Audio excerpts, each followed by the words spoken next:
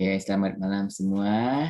Kita hari ini akan membicarakan mengenai sistem hepar ya. Hepar itu hati ya. Hepar dan empedu ya. Kita akan bicarakan ini dalam saya rasa nggak tahu 2 atau 3 kuliah ya. Oke. Mungkin 2 kuliah saya rasa ya. Oke, Rano memberikan 25% dari hepar atau hatinya untuk dicongkokkan pada Lydia pacarnya. Rano mengharapkan bahwa heparnya dapat tumbuh kembali menjadi 100% seperti sedia kala. Bisa nggak kira-kira?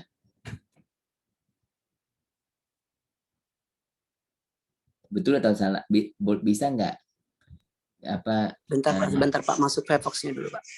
Ya, bisa nggak hati kita itu setelah dipotong 25% tapi bisa tumbuh lagi, itu bisa nggak ya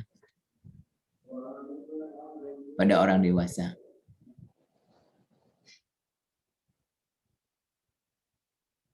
Oke, saya enter ya. Saya enter. Oke. Jadi kebanyakan bilang tidak ya, kebanyakan bilang tidak. Sebenarnya ya jawabannya adalah iya ya. Jadi hati kita atau liver kita ini hepar ya adalah suatu organ, salah satu-satunya organ dalam tubuh kita ya, dia yang bisa kembali, jadi bisa tumbuh kembali ya. Jadi kalau kita mau mencangkokkan hati itu sebenarnya nggak perlu khawatir ya, karena nantinya hati kita itu akan tumbuh lagi ya. Nah, cuman emang resikonya sih resiko operasi ya, karena pada waktu operasi itu bisa terjadi pendarahan dan sebagainya ya. Nah, organ manakah yang memproduksi empedu?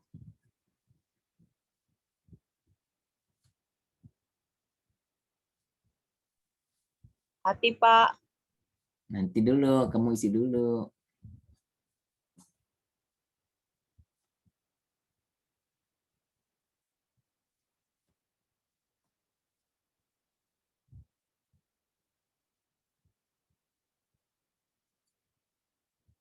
Berarti nggak perlu khawatir masalah pencangkokan itu Pak ya, masalah cocok nggak cocoknya. Yang tadi Pak pertanyaan sebelumnya, yang Cocok. Oh, itu perlu ya, perlu ditentukan cocok atau nggak cocok. Tapi setelah kita mencangkokkan itu nggak perlu khawatir. ya hatinya bisa tumbuh kembali. Jadi kita kasih ke orang kan, nanti hati kita bisa tumbuh kembali jadi 100%. Oke. Nggak kayak tangan atau kaki ya. Kalau kita potong kaki kita kan nggak bisa kembali lagi tumbuh. Tangan kan nggak bisa tumbuh. Tapi ada juga Pak yang dari saya kalau nggak pernah terlibat membaca gitu Pak, masalah kayak model ada di luar negeri menciptakan yang masalah kayak model kenapa sih cicak bisa melepaskan ekornya bisa tumbuh lagi, itu mau ke eksperimen ke manusia gitu loh Pak. Itu mungkin terjadi nggak sih Pak ke kita Pak? Itu untuk masa mendatang ya mungkin ya. Karena sekarang kan yang sekarang dibuat orang kan itu misalnya kalau jantung kita udah rusak ya, terus ditaruhlah sel-sel stem cell yang dulu stem cell itu ya, nanti dia bisa buat lagi sel-sel yang rusak itu menjadi sel yang baru gitu ya. Tapi teknologi itu masih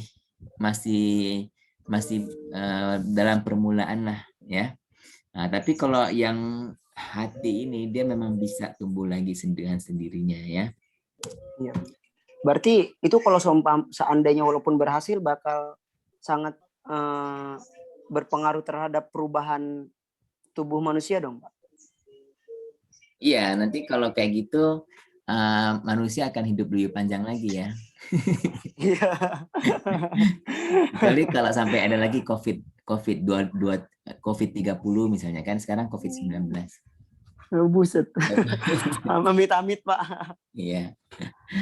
Nah, ini hepar, jadi kebanyakan menjawab hepar ya. Hepar itu betul ya, yaitu jadi jangan salah ya, bukan kantong empedu ini yang memproduksi empedu ya, tapi adalah hepar. Nanti kantong namanya di kantong ya, dia akan menyimpan ya, dia hanya menyimpan. Oke. Nah, sekarang kita belajar mengenai hati atau liver ya. Liver adalah organ atau kelenjar yang paling besar dan paling berat dalam tubuh kita. Ya, jadi kalau dari semua organ ini kalau kita keluarkan, kita banding-bandingkan, yang paling besar adalah eh, hati kita, ya, liver ya. Saya tidak mau memakai kata hati karena hati nanti jadi keren jantung ya, tapi hati adalah liver ya atau hepar. Saya menggunakan kata hepar, ya.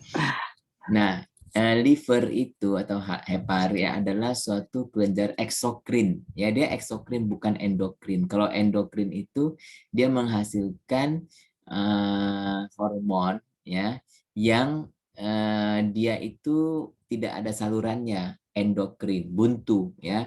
Kalau eksokrin itu ada saluran seperti keringat, keringat itu ada salurannya, itu namanya eksokrin ya. Nah, karena ia mengeluarkan empedu. Jadi empedu yang dikeluarkan itu ada salurannya, saluran empedu. Ya, makanya disebut eksokrin, bukan endokrin. Kalau endokrin itu misalnya hormon endokrin misalnya insulin ya. Begitu dia dikeluarkan, dia langsung keluar ke darah. Ya, dia nggak ada salurannya, kan nggak ada saluran insulin kan nggak ada salurannya ya. Nah, itulah bedanya adalah eksokrin dengan endokrin ya. Fungsi liver kita, fungsi dari hati kita adalah pertama adalah memproduksi empedu, ya. Kedua, metabolisme karbohidrat, protein, lemak, hormon, ya, dan juga senyawa-senyawa obat lain seperti obat, ya, senyawa-senyawa lain seperti obat. Jadi dia itu seperti pabrik pembersih, ya. Jadi sampah-sampah akan dibuang ke hepar kita ini ya, nanti akan dibersihkan, nanti dia pilah-pilah ya, mana yang akan dikeluarkan bersama makanan melalui feses ya, mana yang di-channel ke ginjal nanti dikeluarkan melalui urin ya. Dan hepar juga menyimpan vitamin-vitamin dan zat besi ya. Jadi meskipun zat besi dan vitamin itu tidak dibuat di sana tapi disimpan di sana ya. Dan juga dia adalah untuk menyimpan darah. Maksudnya apa? Karena liver adalah organ yang dapat expand. Expand itu artinya mekar ya, bisa melar dia ya, seperti dia itu bisa kayak busa, itu dia bisa melar ya.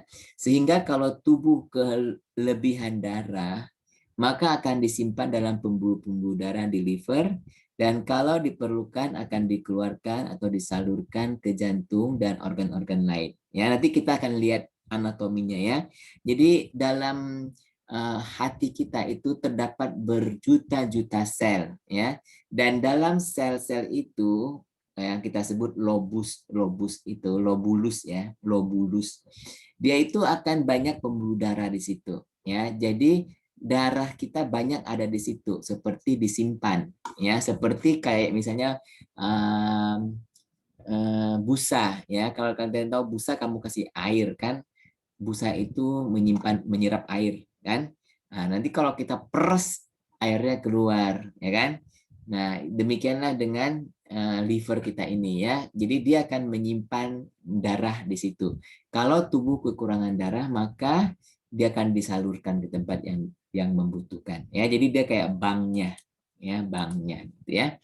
Nah, sekarang anatomi liver kita ya, di mana sih letaknya? Ya, terletak pada sebelah kanan ya, yang kita sebut right hypochondriac ya. Ini right hypochondriac. Jadi letak anatomi itu ya, ada right, ada left. Nah, kalau kamu sekarang lihat ke screen kamu, entah screen komputer atau screen handphone ya, yang kanan yang mana, kiri yang mana? Tangan kanan kamu, terus yang itu kiri atau kanan?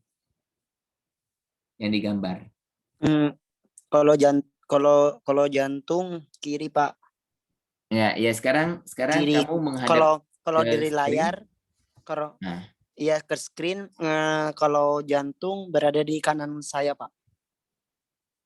jantung di tangan kanan kamu ya, tapi dia kan kiri kan? Iya. Nah, jadi dia terbalik. Iya. Ya. Jadi kita seperti menghadap terbalik ke dia kan, ya? Iya, Pak. Ya. Benar. Jadi si liver ini adalah sangat besar ya, dan dia letak dia namanya hipokondriak hipokondriak. Apa itu kondriak? Kondriak sebenarnya dari kata kondria itu adalah tulang rusuk. Ya, jadi dia itu di atas tulang rusuk kita. Ya, jadi rusuk ini kan pertamanya dia mau melindungi jantung kita, ya.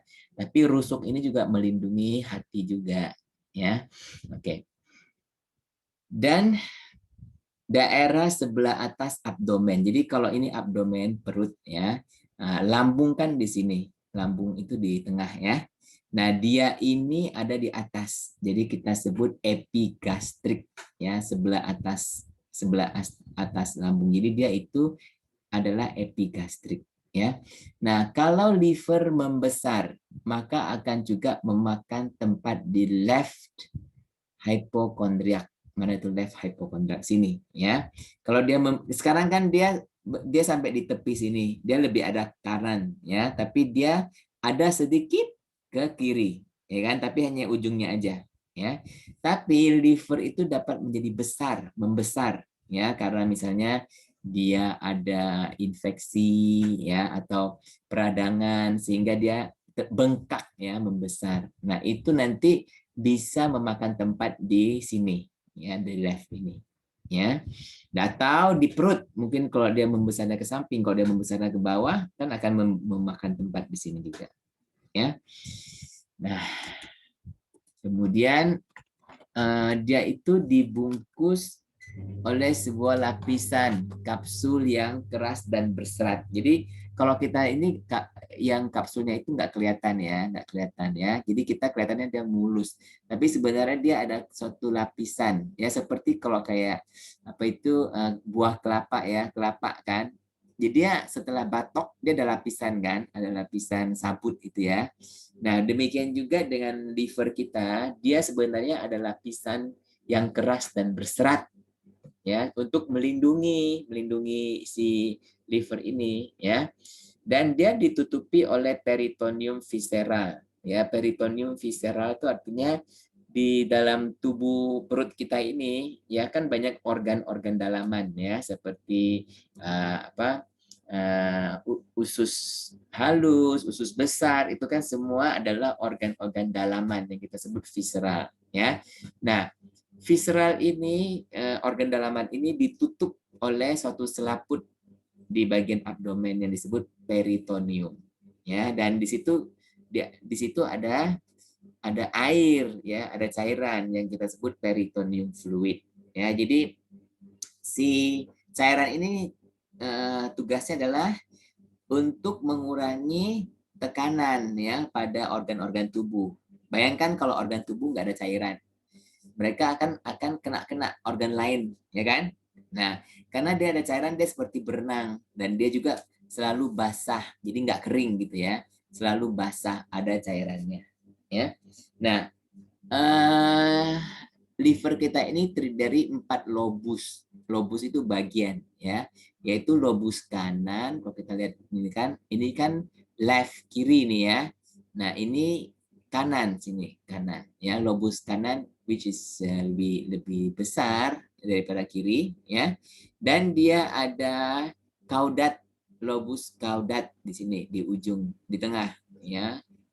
Lobus caudat di tengah sini, dan juga dia ada kuadrat, lobus kuadrat di bawah. Jadi ada caudat dan kuadrat, ya, dan jadi dia ada 4 bagian, ya, 4 lobus. Oke. Nah, dia juga ada suatu ligamen. Apa itu ligamen? Ya, ligamen itu mengikat, ya, seperti urat, ya, mengikat, ya, yang kita sebut falciform ligamen, ya, menggantungkan liver dengan diafragma dan dinding abdomen. Ya, bayangkan liver itu kan di tengah-tengah, ya. Kalau kita nggak taruh betul-betul, nanti dia lari dari tempatnya, ya. Maka dia perlu digantungkan dengan diafragma, ya, dan dinding abdomen. Jadi kita lihat ada organ ini, tapi dia ada sesuatu yang menggantungkan dia dengan organ lain, ya. Jadi dia nggak lari sendiri, ya. Dan juga falciform ligamen ini, ya, memisahkan antara lobus kiri dan kanan. Ini kan lobus kanan, ini lobus kiri, Ya, jadi kanan dan kiri ya. Oke. Nah, yang tadi yang disebut ligamen tadi ya, ligamen tadi, nah inilah dia ya, seperti urat ya yang menghubungi ya antara ini. Oke. Nah, dia yang tadi kita sebut falciform ligamen ya, ligamen yang pura-pura ya, falciform. Oke.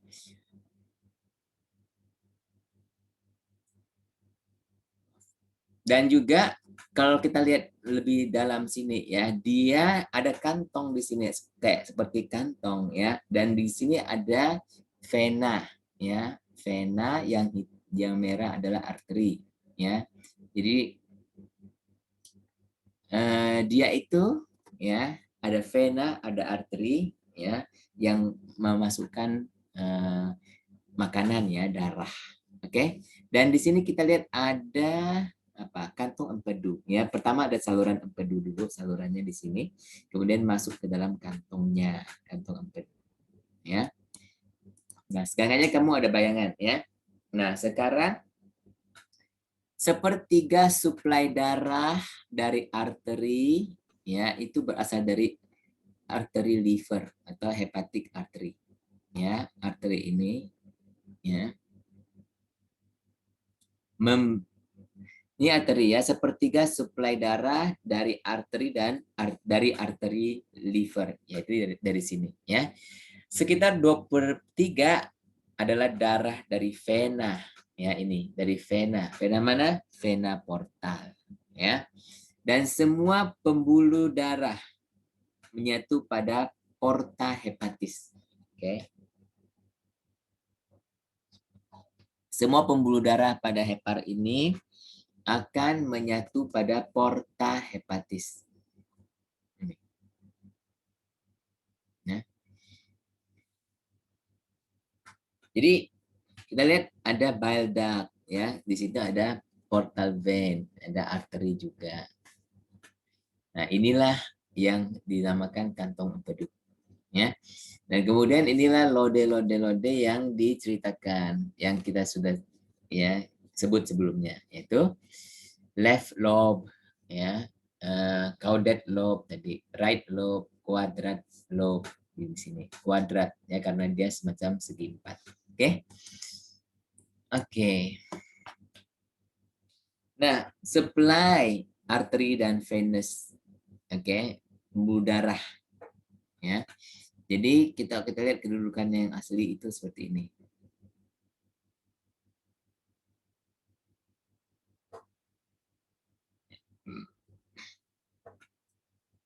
Jadi yang di sini ada inferior vena cava, ingat ya. Jadi vena membawa darah kembali ke jantung. Jadi dari semua darah yang paling penting di sini dari pembuluh darahnya adalah inferior vena cava. Ya. Dan apa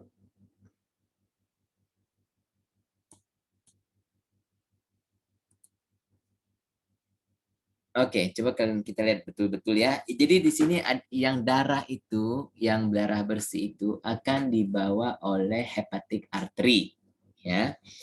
Nah, dan di sini ada juga yang disebut common hepatic. Jadi daerah di sana nah.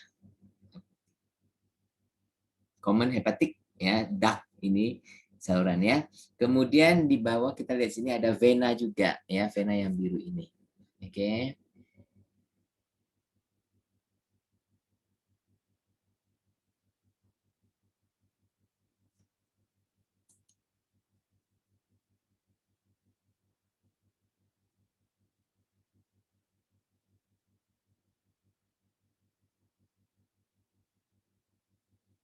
Ya, jadi kalau kita lihat di sini ya, hepatik V. Nanti kita akan lihat lebih jauh lah ya. Nah, histologi liver. Setiap lobus dibagi, kan tadi ada 4 lobus kan? Nah, setiap dari 4 lobus ini akan dibagi lagi oleh jaringan konektif atau connective tissue. Ya. Yang menjadi, jadi satu lobus dapat dibagi menjadi kira-kira 100.000 lobulai. Wah, banyak kali ya, 100.000 ya. Nah, lobulus seperti nefron ya adalah unit terkecil dari liver. Kalau nefron kan dari apa?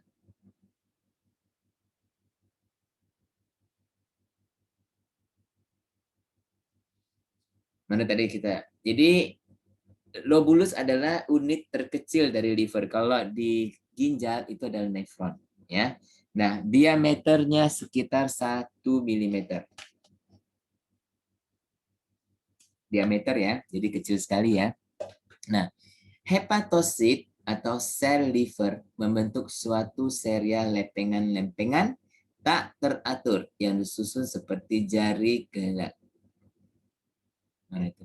Dari jari roda ya. Jadi dia itu ya membentuk suatu serial lempengan yang tak teratur tersusun semacam jari-jari roda. Nanti kamu lihat gambarnya ya.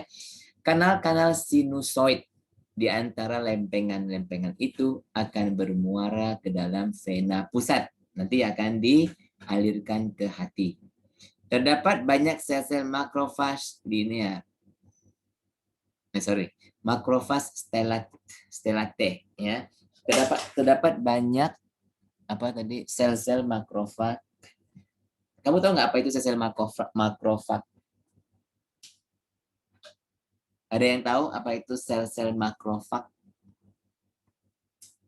Bukan makaroni ya. Ada yang tahu nggak? Darah putih, Pak. Iya, salah satunya seperti sel darah putih ya. Tapi makrofag ini sebenarnya adalah istilah umum ya untuk sel-sel yang dapat makan sel-sel lain ya. Jadi dia bisa makan organel sel lain, itu namanya makrofag ya. Yang kamu bilang sel darah putih misalnya neutrofil ya, dia itu makrofag karena dia bisa makan kuman, itu bisa dimakan sama dia ya. Sel makrofag stellat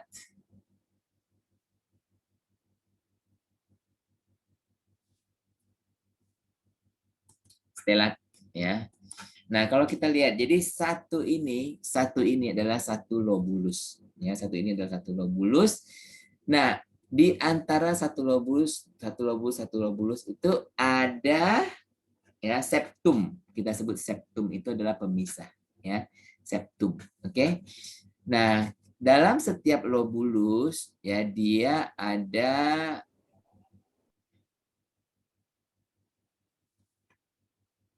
interlobular bile duct. Jadi dia ada satu set ya. Jadi di sini sudah ada satu set, yaitu apa? Ya, yang kita sebut Porter triad. Ya, jadi dia selalu ada 3 di sini. Apa itu 3? Yaitu yang merah adalah interlobular apa? Yang ini. Ya. Jadi bulat ini ya, jadi adalah interlobular vena ya. Yang hijau ini adalah apa tadi? Yang hijau ini saluran empedu ya, saluran empedu. Yang merah adalah arteri. Jadi antara arteri, saluran empedu dan vena ya itu bersatu. 3 ini jadi satu satuan yang kita sebut trio ya, tiga kemana aja gitu ya. Oke. Nah, sistem pembuluh darah portal dari liver kita ya. Pembuluh darah portal itu pembuluh darah yang paling penting ya, dari usus ke liver ya. Nah, lobulus pada liver terlihat seperti heksagonal ya pada potongan yang melintang. Pada setiap sudutnya terdapat suatu portal triad ya, jadi ada 3 yang kita bilang, yaitu pertama adalah vena interlobar. Vena interlobulus. Mana itu? Maaf ya, saya ulangin lagi ya.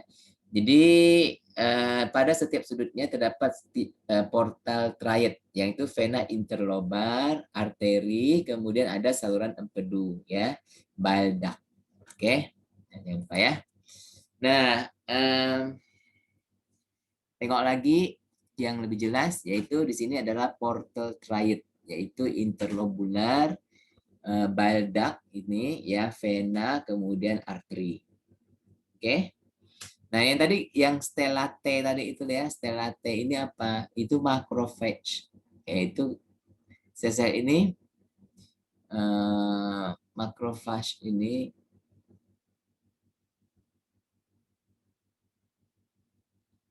stellat ini tadi kita sebut ya, yaitu macrophage. Dia itu sebenarnya tugasnya adalah membersihkan sel darah merah yang tua ya, yang sudah mau dipecahkan, dibersihkan oleh stellate ini ya. Nah, sehingga setelah makrofage itu bersihkan ya, sisanya yang nggak bisa dicerna lagi ya akan dibuang ke sini.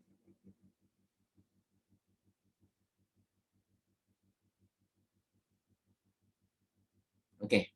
Jadi kamu lihat untuk empedu ya, dia ada banyak saluran empedu yang hijau-hijau ini ya. Nah, itu nantinya kalau ini kan kamu lihat dari penampang ya, potongan melintang ya. Kalau kamu nanti lihat sebenarnya dia panjang ya saluran empedu itu. Oke. Nah, ya kalau yang bagian belum belum pernah lihat, ini saluran empedu.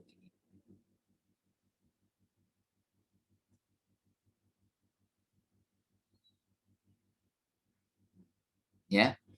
Jadi kalau ini kamu lebih jelas lagi, lihat ya di sini ada Kupfer cell. Nanti kita sebut apa itu Kupfer cell. Kupfer cell inilah dia nanti akan menjadi pembersih juga ya. Nah, hepatic sinusoid itu kalau hepar ya ini kan vena ya, ini arteri ya. Mereka akan bertemu ya, di sini ada saluran-saluran yang kita sebut sinusoid ya, di mana dia akan masuk ke sentral kanal. Sentral kanal. Jadi tadi mana darahnya yang sudah ditebus? Sorry ya, salah ngomong. Darahnya sudah ditebus. Darah ini darah ya. Jadi dia mengalirkan ya darah ini ya. Nah, nanti kalau ada sel pembuluh sel-sel yang tidak berguna, sampah-sampah ini ya akan dibersihkan oleh Kupfer cell.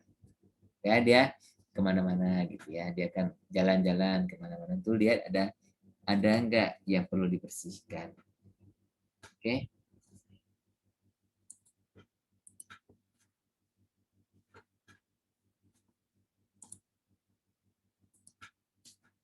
Nah, sebenarnya ada banyak sekali fungsi hepar ya, yaitu lebih dari 200 fungsinya ya. Namun dari 200 ini dapat dibagikan jadi 3 kategori, yaitu fungsi pertama adalah sintesis dan sekresi empedu ya, dalam peranannya dalam pencernaan ya. Jadi pertama. Kedua adalah regulasi metabolisme ya, karena di liver itulah tempat terutama terjadinya metabolisme ya, meskipun dari tempat lain ada juga metabolisme di paru-paru, di ginjal ya, bahkan di usus juga ada ya, bahkan di bawah kulit juga ada metabolisme ya, tapi yang paling biasa dan yang apa?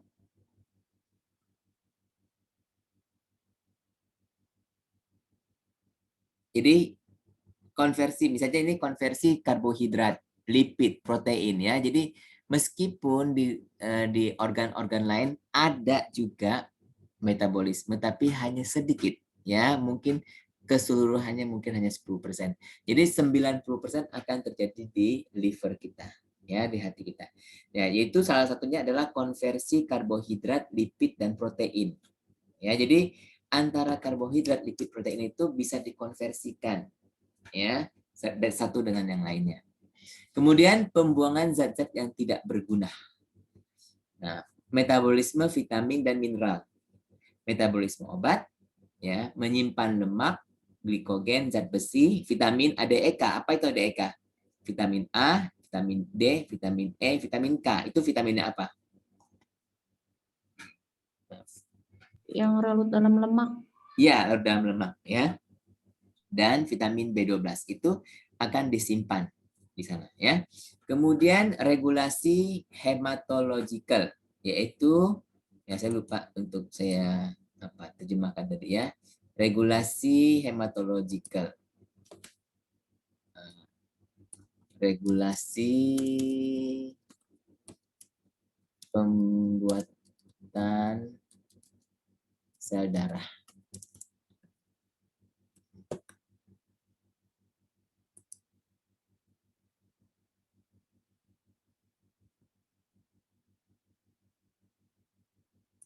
Nah, sel fagositosis dan presentasi antigen.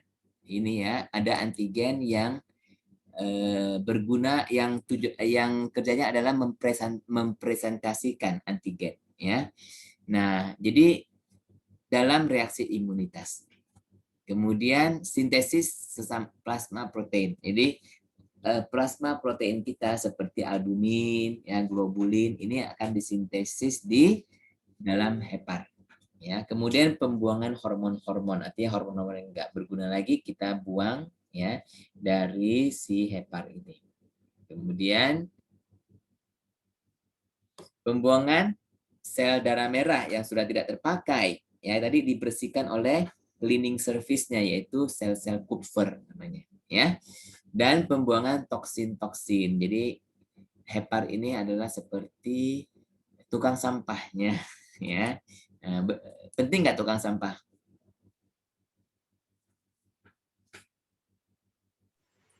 Penting, Pak. Iya ya, penting ya. Kalau nggak ada tukang sampah hidup kita menderita juga kan. Nah, sistem empedu sekarang ya. Jadi hepar kita memproduksi empedu ya. Dan empedu yang dihasilkan masuk ke dalam saluran yang sempit yang kita sebut bile canaliculi ya, kanal-kanal lah. Kanal itu apa? Saluran ya, saluran empedu ya. Dan di sela-sela sel-sel liver. Jadi kan dia diproduksi oleh liver ya. Dan di sela-sela sel liver itu keluarlah empedu ini ya. Saluran hepatik kanan dan kiri ya.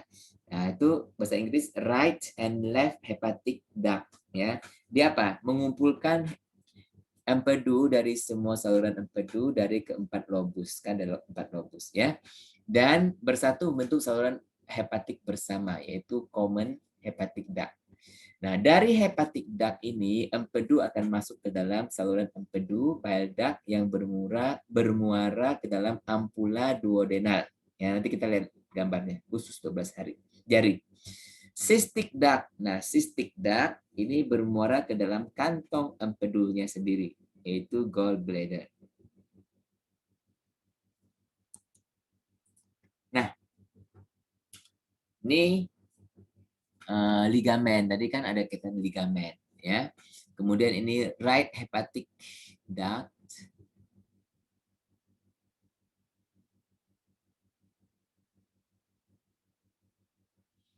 Jadi yang tadi mana? Ini kan di dalam hati ya, liver kita ini kan di dalam liver ini ya. Ini disintesis atau dikeluarkan empedu. Empedu keluarkan kemana? Ya, dia ada left hepatic duct di sini ya, kemudian dia ada right-nya ya. Jadi masing-masing bertungkus lumus ya. Left-nya left hepatic ya, kemudian right hepatic, kemudian dia akan bertemu di common hepatic duct ya.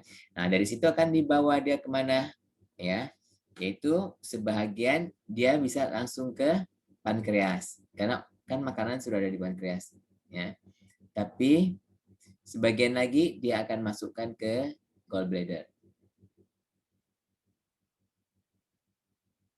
ya. Nah, gallbladder sendiri ada 3 bagian, yaitu bagian fundus, yaitu bagian yang besarnya itu, ya fundus. Kemudian bagian bodinya ya, dan ke bagian neck, karena dia kurus kan, ya. Jadi dia bagian neck. Berarti ini adalah satu benda, ya, yaitu kantong empedu. Nah, ini mungkin lebih jelas sedikit, ya. Jadi kalau di sini adalah apa usus 12 jari ya atau duodenum. Nah, yang ini dari Malaysia atau mana?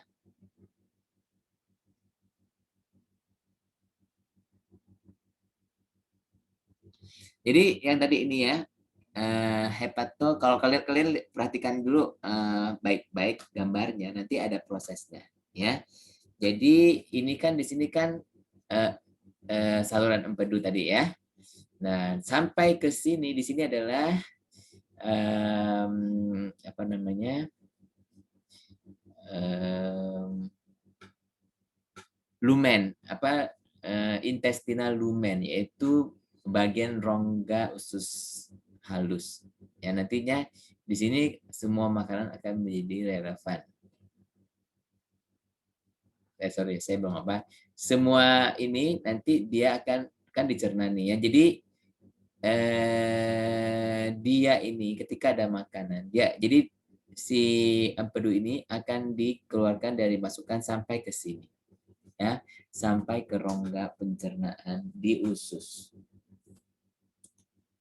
Nah, kalau kita lihat di apa itu di USG ya, kita akan terlihat left hepatic duct, ya, saluran hepatik yang di kiri, yang ini yang di kanan, ya, kemudian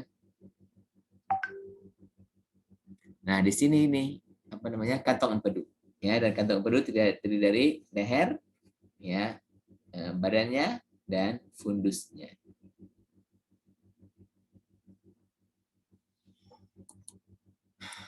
Nah, apa komposisi empedu? Ya, empedu adalah cairan yang berwarna hijau kekuningan yang selalu diproduksi oleh liver.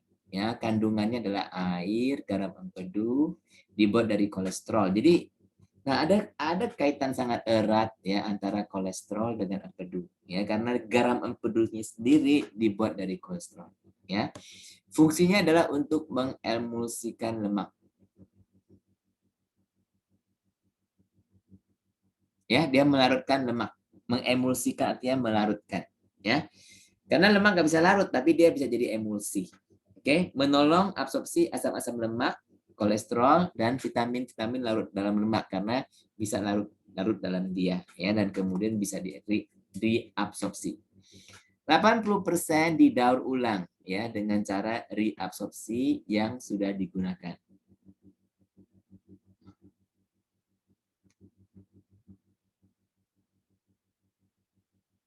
Jadi di 80% akan didaur ulang ya, dia empedu nih ya, direabsorpsi dan digunakan kembali. Maka disebut siklus enterohepatik. Jadi dari usus masuk ke dalam liver, dari liver masuk lagi ke usus, masuk lagi ke liver, nggak habis-habis ya. Nah, 20% diekskresikan bersama fisis. Oleh karena itu, fisis kita berwarna apa? Agak kehitaman atau kehijauan dan kuning-kuning hijau gitu kan, karena adanya empedu ini ya, pigmen empedu. Oke, kolesterol ikut terbuang juga ya, 20% direaksikan.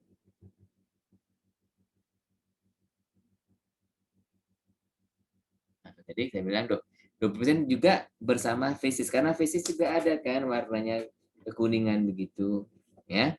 Nah, pigmen empedu, bilirubin dan biliverin. Bilirubin ini yang biru, yang biliverin ini adalah yang hijau, ya, sebagai akibat hasil pemecahan sel darah merah.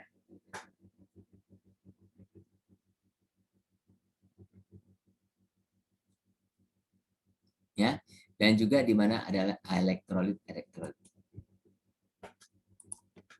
Oke, jadi sekali lagi saya mau ini ringkaskan bagaimana diproduksi ya atau dilepaskan ya sampai dilepaskan dari dalam tubuh.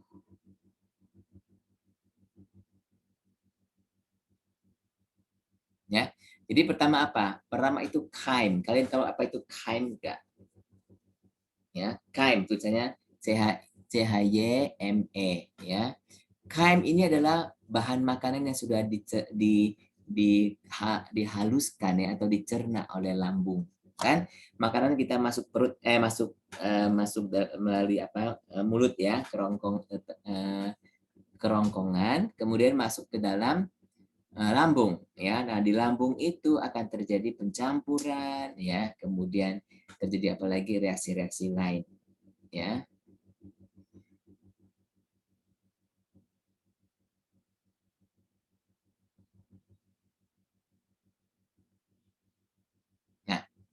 Jadi chyme ini yang mengandung lemak ya akan masuk ke duodenum.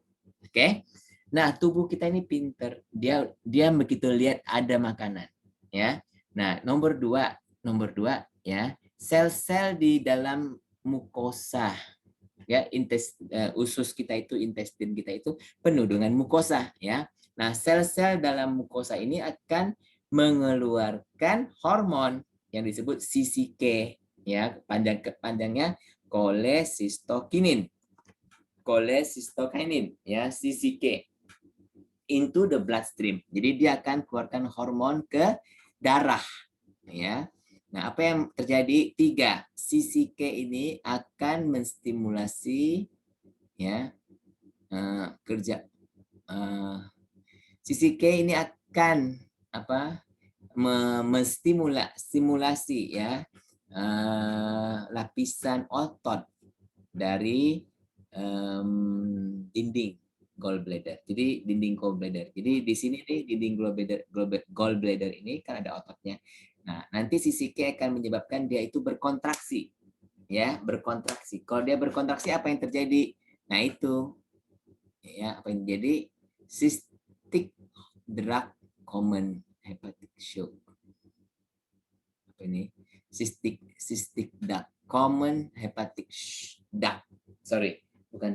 Jadi common hepatic duct ya Pak, ini kan gallbladder nih ya. Kalau dia keluar ke sini seperti tangkai. Nah, di sini adalah common hepatic duct, itu di sini. Di sini. Jadi masih left and right ya, nanti masuk ke common one. Oke.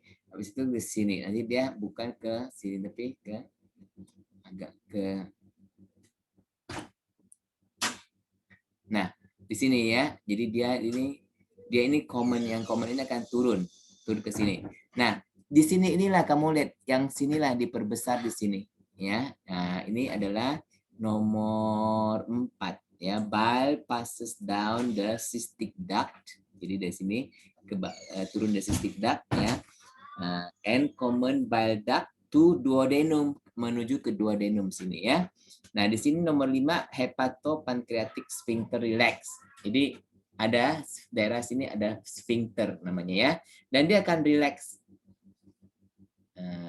Dan dia akan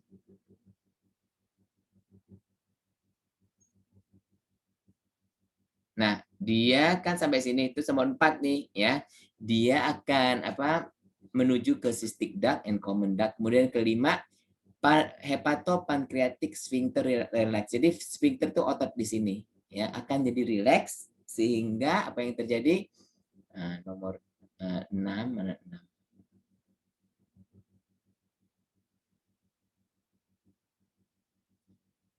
Lima nggak ada 6 ya. Jadi 5 sampai 5 hepatopancreatic sphincter relax. Jadi sphincternya jadi terrelaksasi sehingga apa? Sehingga si ini kan ada empedunya akan masuk ke sini ya. Dan tujuannya dia masuk ke sana untuk mempengaruhi proses-proses di sini ini ya, yaitu mengabsorpsikan lemak dan sebagainya ya.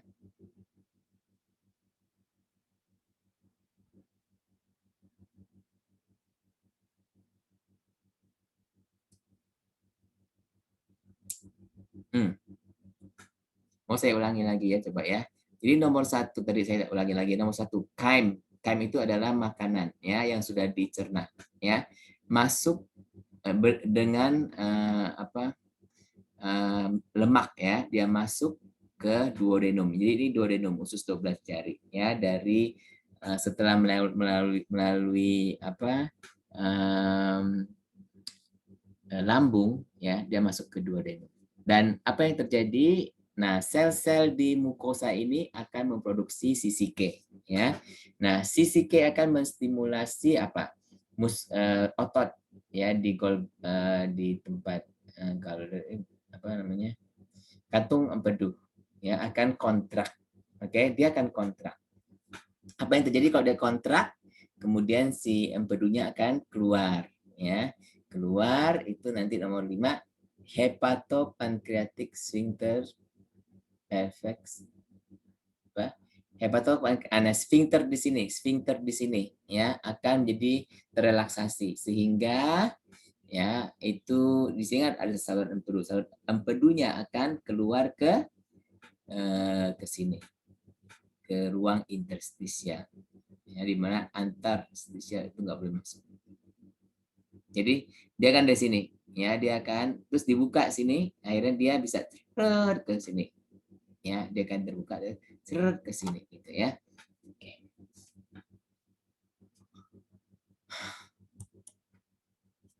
Ada juga di sini saya kasih catatan di sini kan, sekretin ya, sekretin kamu causes the bile ducts of and pancreatic ducts to secrete bile rich in carbon bicarbonate. Apa nih artinya?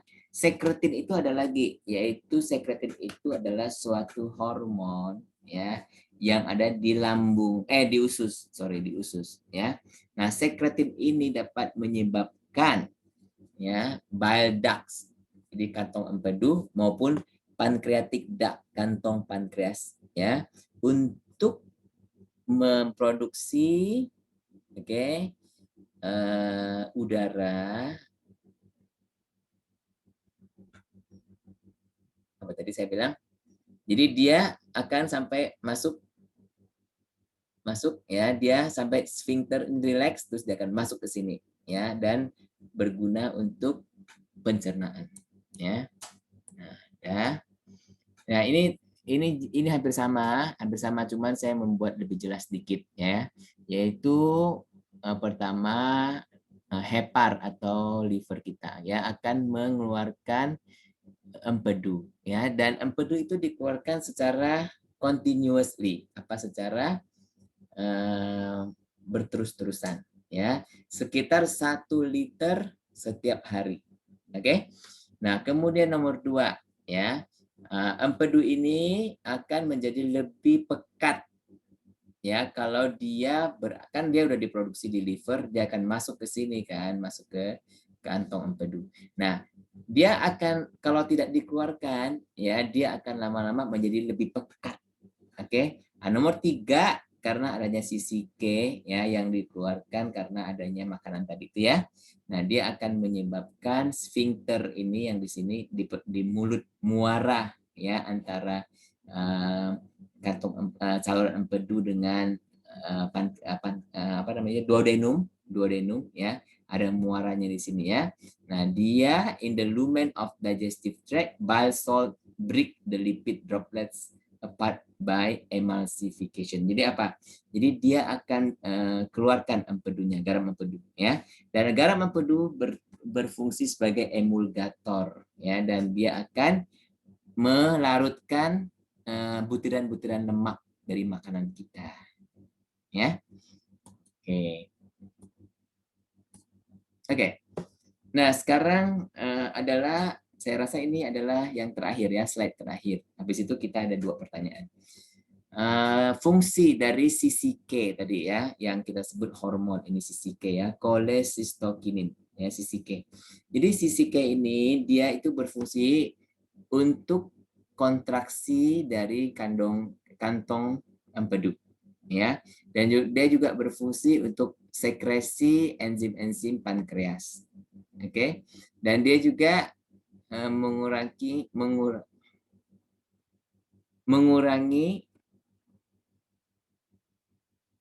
pengosongan lambung ya. Kenapa dia mengurangi pengosongan lambung? Ini CCK ya. Jadi kemudian dia juga berfungsi untuk relaksasi yang sphincter di hepatopankreatik, di mana? Yaitu di hepar dan pankreas sphincter itu di situ. Ya, dan juga buat relaksasi. Ya. Kemudian reduce emptying tadi ya gimana? Reduce emptying of stomach, artinya makanan yang ada di perut ini, di lambung kita ya, akan pelepasannya ke usus ini akan dikurangi ya atau diperlambat oleh CCK ya. Nah, protein, karbohidrat, lipid absorption and digestion. Jadi absorpsi dari protein, karbohidrat dan lipid, dan juga digestionnya, pencernaannya. Oke, sehingga dia matching of nutrient delivery to digestive and absorptive capability. Ya, jadi sisi K ini dapat ya, dan diharapkan ya dapat memenuhi delivery itu penghantaran nutrisi ya untuk kapabilitas pencernaan dan absorpsi. Oke. Nah, coba kita lihat. Nah, ini udah start polling ya, 2 pertanyaan terakhir. Oke. Bu Santi menderita penyakit hepatitis B. Saat ini fungsi hepar beliau sudah sangat menurun. Oke. Gejala apakah yang akan Ibu Santi alami?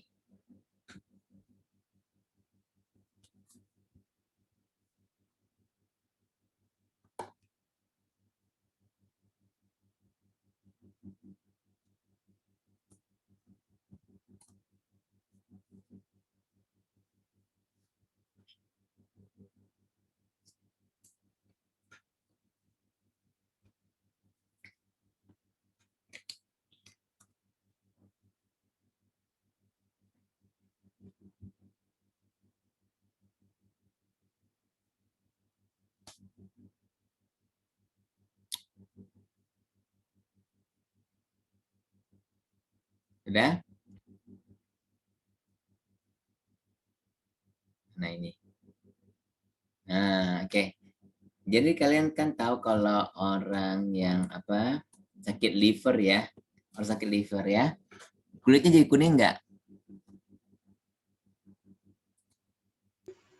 Iya, Pak. Iya, sakit liver ya, kulitnya kuning. Betul ya. Apakah dia mengalami mual dan muntah juga? Biasanya.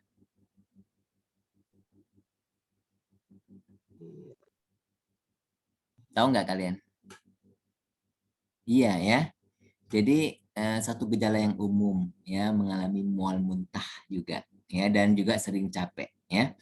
Nah, perut membesar dan berisi cairan atau ascites, kita sebut dalam bahasa Inggris ascites ya. Bahasa medisnya ya ascites. Asites kalau bahasa Indonesia mah asites ya. Betul nggak? Kalian pernah lihat orang yang sakit liver nggak sampai udah mau meninggal? Perutnya membesar nggak? Iya, Pak. Iya ya, membesar dan bersih cairan ya. Nah, karena apa? Karena si livernya itu menghalangi ya pengeluaran cairan di dalam peritoneum itu ya. Dan dia jadi akhirnya terkumpul di sana jadi besar. Oke. Nah, kemudian albumin dalam darah rendah, betul nggak?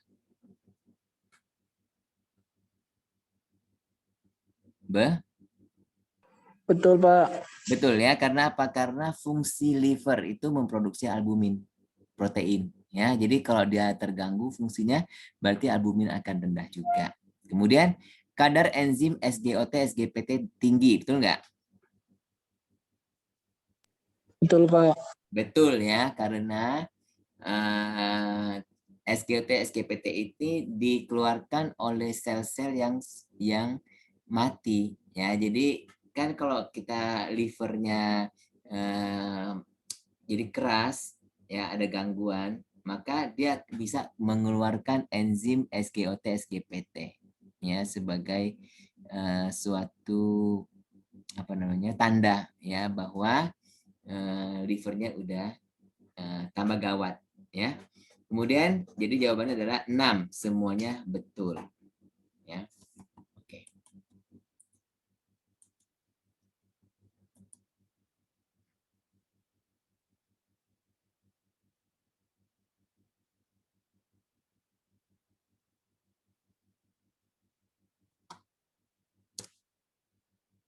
Nah, Bapak Sarjan menderita penyakit sakit perut ya seperti melilit-lilit, dalam bahasa medisnya namanya kolik ya.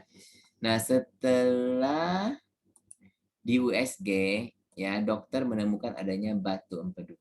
Gejala apakah yang mungkin dialaminya?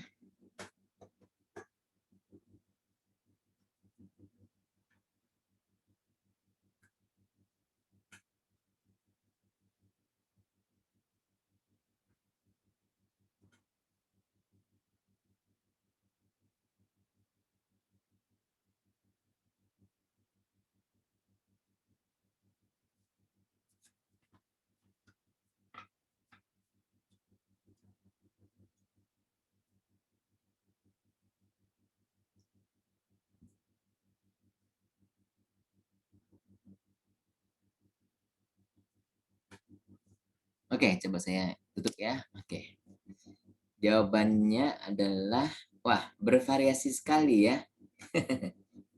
Ya, kolesterol darah tinggi, betul nggak? Kenapa bisa tinggi?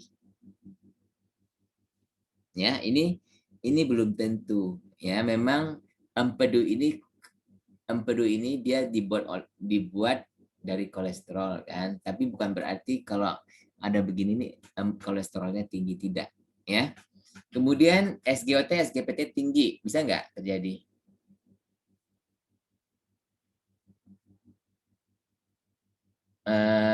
Jadi kalau dia murni karena batu empedu, ya biasanya SGOT, SGPT itu tidak akan jadi tinggi, ya, karena bukan kematian sel, hepat, ya. Kadar albumin darah rendah, betul nggak? Tadi kan kadar albumin darah rendah, ya, yang nomor 1 tadi itu karena liver itu fungsinya mensintesis albumin, ya.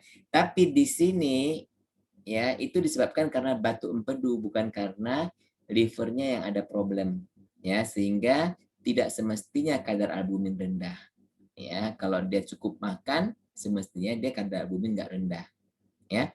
Tinja berwarna pucat, nah ini kalau yang ini salah pasti ini betul, ya. Tapi kenapa kamu tahu nggak kenapa tinja ya berwarna pucat? Apa warna tinja yang ini, yang apa? Yang normal. Warnanya apa?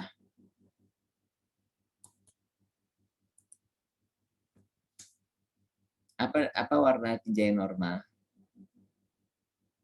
Ada yang tahu? Yaitu warnanya kuning kecoklatan kan? Ya enggak? Halo. Nah, kenapa dia berwarna pucat? Ya, karena apa? Karena warna tinja itu ya itu disebabkan karena empedu, ya, karena warna pigmen empedu, ya. Nantinya pigmen empedu, ya, pigmen empedu ini akan menjadi ada pigmennya itu ya, biliverdin namanya, ya. Nah, dan bilirubin, ya.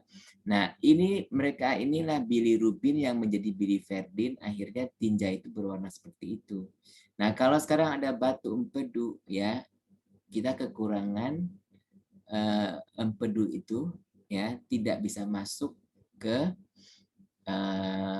usus, ya, tidak bisa masuk ke usus. Kan di mana dibuat feses itu kan di usus besar, ya. Nah, karena dia tidak bisa masuk ke usus besar, ya, akhirnya tinja itu berwarna pucat. Ngerti nggak?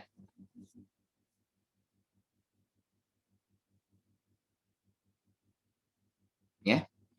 Nah, dan kemungkinan kedua juga karena lemak, ya, karena adanya lemak, maka tinja berwarna pucat juga, ya, karena ada lemak. Oke. Kenapa ada lemak? Karena kan harusnya empedu ini dia mengemulsikan lemak, ya. Nah, kalau nggak ada empedu, si lemaknya keluar aja sebagai lemak, ngerti nggak? Ya. Nah, jadi nanti dia tinja itu akan bersifat warna pucat juga. Ya, ada 2 penyebabnya.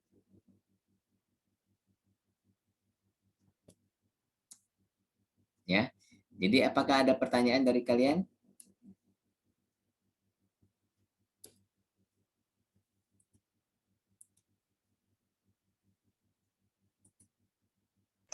Tidak, Pak, cukup. Ya, begini, saya mau kasih lihat kalian ya, bahwa yang tadi ini kan bahasa Inggris nih, ya. Nah, ini kalian kalau buka, ya nanti di sini di dalam nota ini ada terjemahannya ya, ini ya. Jadi kalau kalian download, saya punya PowerPoint, kalian bisa buka dan dalamnya ada ini. Ya. Baik, Pak. Oke, hari ini nanti malam ini insya Allah mudah-mudahan itu apa e-learningnya nggak ngadat ya. Nanti saya masukkan ke e-learning. Ya. Oke, mari kita screenshot sama-sama.